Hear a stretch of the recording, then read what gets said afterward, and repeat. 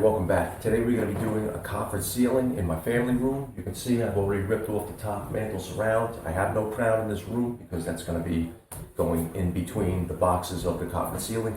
I have a red chalk line laid out across the grid here, so where I'm going to need everything to be. That's the joists are running this way because I have a main steel beam running through the whole middle of the house. It's all going to be 1x6 for the building of the box. So we're going to have a 1x6 piece of pine across the top. That's going to be our strapping. Then we're going to have some squash blocks come down, and then we're going to have the side pieces come down to form the box, and then the bottom is going to be a primed 1x6, and then we're going to have the crown molding. The bottom is also going to have about a 3/8 inch reveal, and that's just a design element. You don't have to do it like that. You can make the whole box flush if you want, but mostly it's been done this way with the reveal. I think it adds a little extra character, so that's the way I'm going to be doing it. So here it is again. I've already checked the clearances for the ceiling fan. That's going to have to come down also. I'm going to also have to move that over because they didn't put that in that electrical box for the ceiling fan, the light fixture box in the center of the room. If you look from the kitchen down towards the fireplace, you can see it's moved over too much. So what I'm going to do is usually these boxes are adjustable on between the joists. They slide side to side, so I'm going to have to cut the ceiling a little bit and move it over. Okay, now I need to cut a bunch of pieces at 3 3/4 for the squash blocks. That's what's going to be. This is going to the ceiling as the strapping, and the squash blocks will come down. That'll allow me to have a nailing surface for the bottom board. So we're going to use all the scraps to cut as many as we can. So I'm going to set my fence with a stop block to 3 3/4.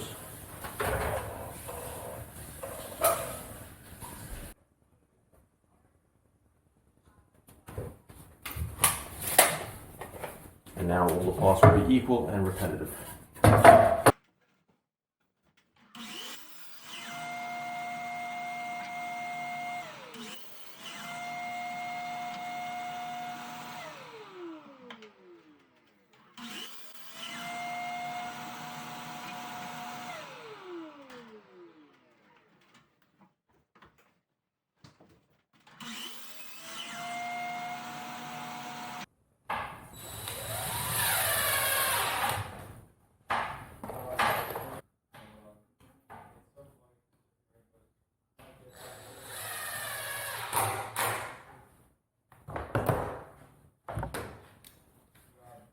Okay, so these squash blocks are going to be spaced out randomly throughout the board, and they're screwed to the top, and then they'll be flipped over, and then this will be screwed into the joists upwards, and then this will give me a nailing surface for the bottom piece.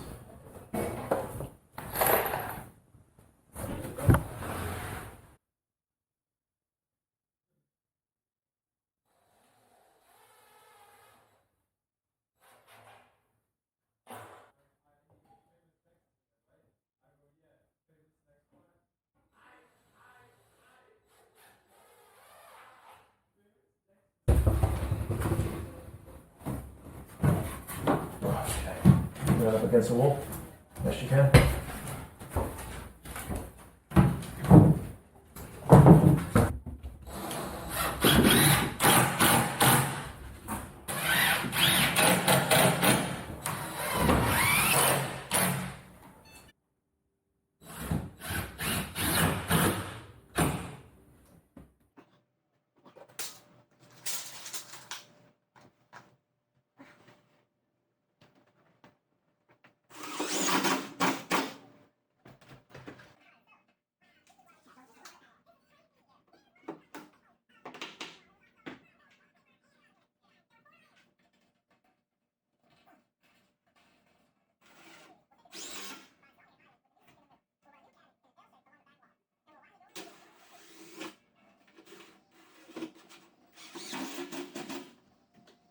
Alright, so things don't always work out perfect. The joists are not where I need them to be here in the spot where I laid out the grid. So I'm just using toggle bolts, and that's to get it in place, and then I can, since this is screwed into the joist, I can go into the joist here on an angle. I'll screw it into the studs over here into the beam, and I'll be structurally sound. Even though this is not a structural piece, this is not going to support any weight. It's just the weight of the moldings. That's it. putting light pressure on it until it grabs.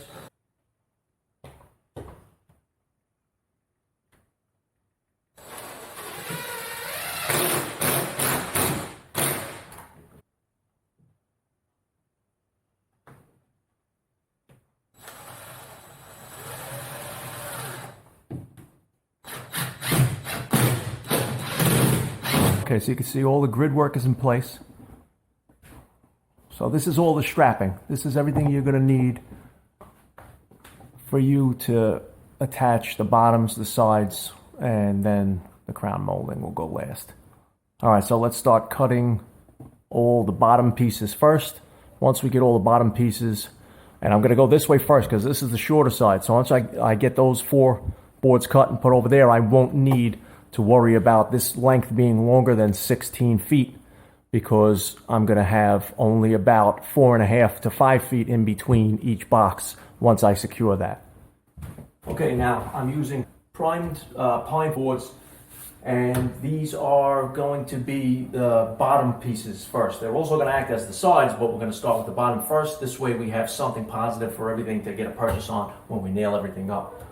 Plus it's going to be easier for me to see those squash blocks in between the strapping, something to nail it to. I always like to cut nice square edge on the side I'm measuring from because I never trust a factory edge.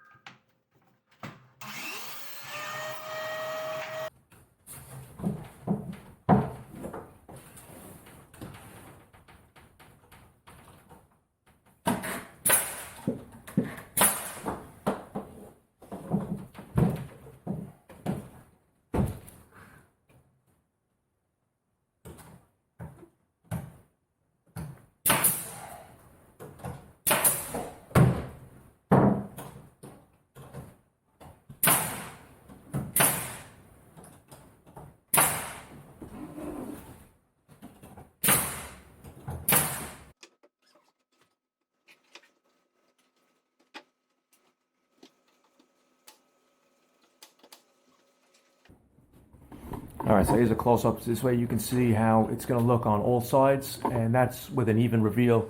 And if you look close, I'm about a little more than 1/4 inch away from the ceiling, and that'll all be covered up by the crown molding, but I have no variations here. So now when you look at it from the bottom, when everything's all buttoned up and finished, it's going to be perfect reveal. Okay guys, I just want to mention this really quick because this is important. As you nail in your side pieces, you'll see me using a gauge block here. That's a 1/2 inch piece of wood, and what I'm doing is flushing it up with the sideboard, and that's giving me a 1/2 inch reveal and keeping the board away from the ceiling. Because if you follow the ceiling with the board, you're going to have waves in it, variations, and then the underneath reveal will be wavy and it won't be even with the rest of the reveal all the way around the room.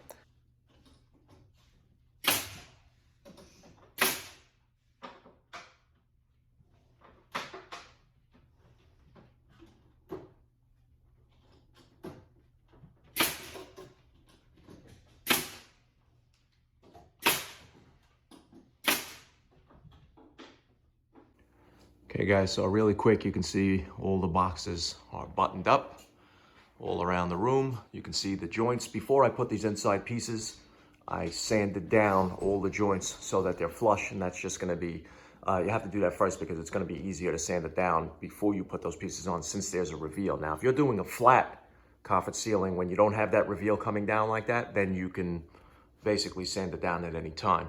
But since I have that 1/2 inch reveal coming down from the bottom of the beam, then the sander just wouldn't fit in there, and you can't do it by hand. It takes way too long.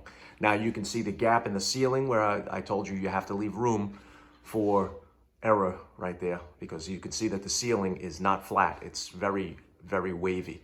And if I was to follow that, wave in the ceiling, then none of these would look even when you look at them down here. These reveals are all 1/2 inch all the way around. All right, so now we're gonna go up and start to measure out all the inside of the boxes so that we can start cutting the crown. Okay guys, so we're up here at the top. I just want to give you a really quick idea of how it's going to look with the crown. Now you see the gap that we left, that was for the error on the ceiling.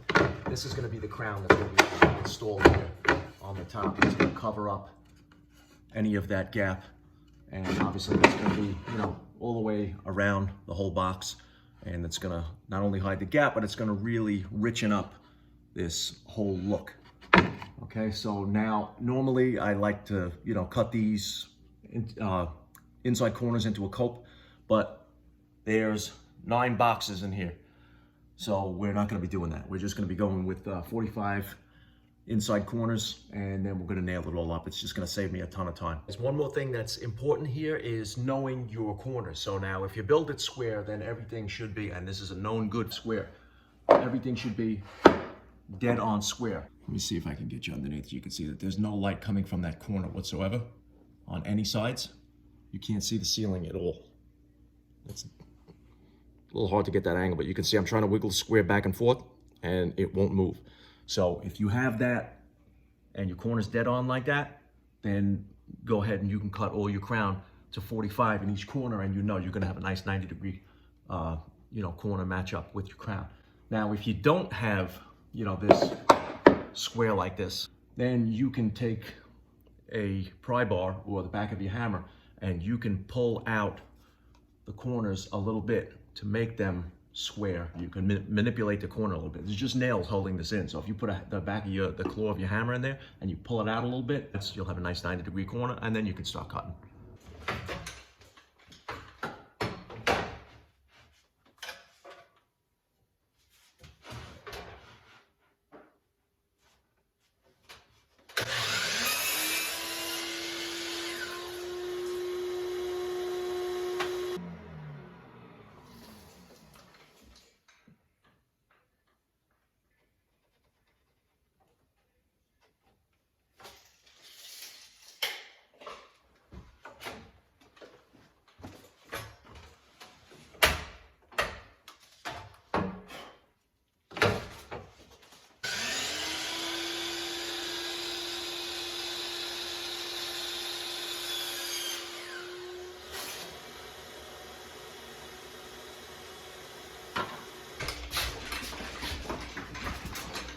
Turn it this way. We CA glued all the corners together, and we're going to put it up as a frame.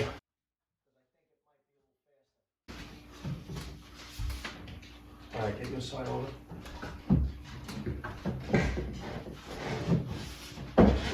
How you doing over there? Good. You may have to bend it a little to fit it. Give it a little pressure. Can you reach, or you can't reach? You need to step up. Get that corner in first. Tap it. Up. Got it. Okay? All right. That's it. Okay.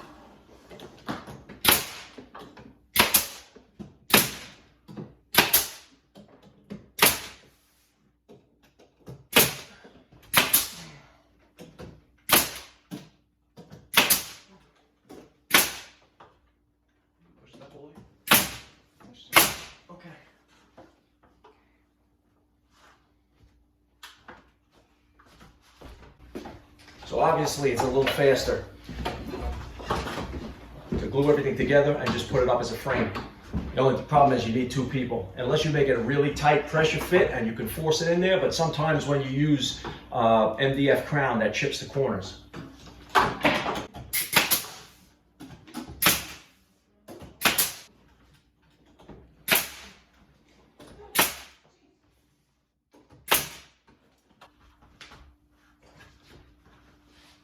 Watch the TV, all right? Jinx, get out of the way, babe. Watch it, Jinx. All right, good. All right, go over the television. Put it over your head. Okay.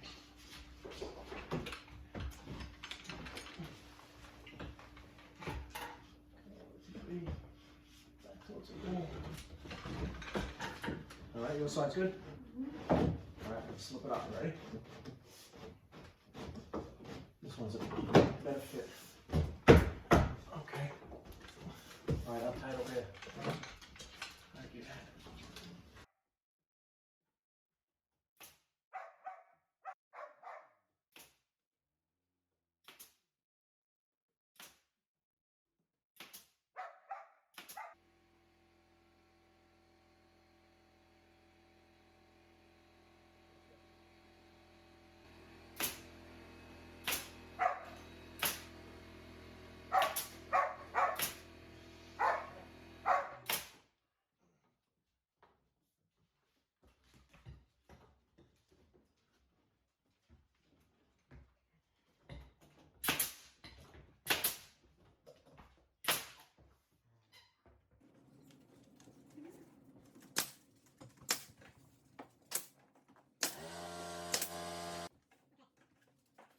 Okay guys, well obviously it's not done because I need to paint everything. I did the caulking, that's all done. I patched up all the nail holes. Now I gotta spray it, but I'm not gonna do that yet because I'm going to be doing the fireplace over. I'm gonna be making a nice mission style, colonial style fireplace mantle that's gonna come out probably about 5-6 inches off the wall. Be nice and thick, have good, the same crown molding, a nice thick crown molding around it, and give it some depth. Have the recessed panels with some molding inside of the recessed panels, and then I'm going to do some wainscoting on the side. It's going to be a chair rail on the side with the boxes, and it's going to look real nice. But the bottom half of the wall is going quiet, Jinx. The bottom half of the wall is going to be white, and the upper half of the wall is going to be like an accent piece. It's going to be a different color, and then I have to mask everything because I don't want to get the sides wet also. What, do you want to be in the video? Huh? You want to be in the video? All right, the dogs want to be in the video, so let's ask them how they like the ceiling. How do you guys like the ceiling? Jinx, how do you like the ceiling? You just want to play ball? All right, take a hike. How do you like the ceiling, Darla? Huh, my little girl? How do you like it? How do you like the ceiling? How do you like it? Okay, she likes it. All right. That's my girl. Okay, my girl. All right, guys, thanks for joining me. Here's one last look at it. You can see that I still need to paint everything, but came out really good. I still have to move that center ceiling fan. Hope you guys enjoyed it. Hit the subscribe button, hit the like button, leave comments, and I will see you guys in the next build, which is going to be tackling that whole area right there. All right, guys, so stay tuned. That's going to be a lot of fun. All right, I'll catch you next time.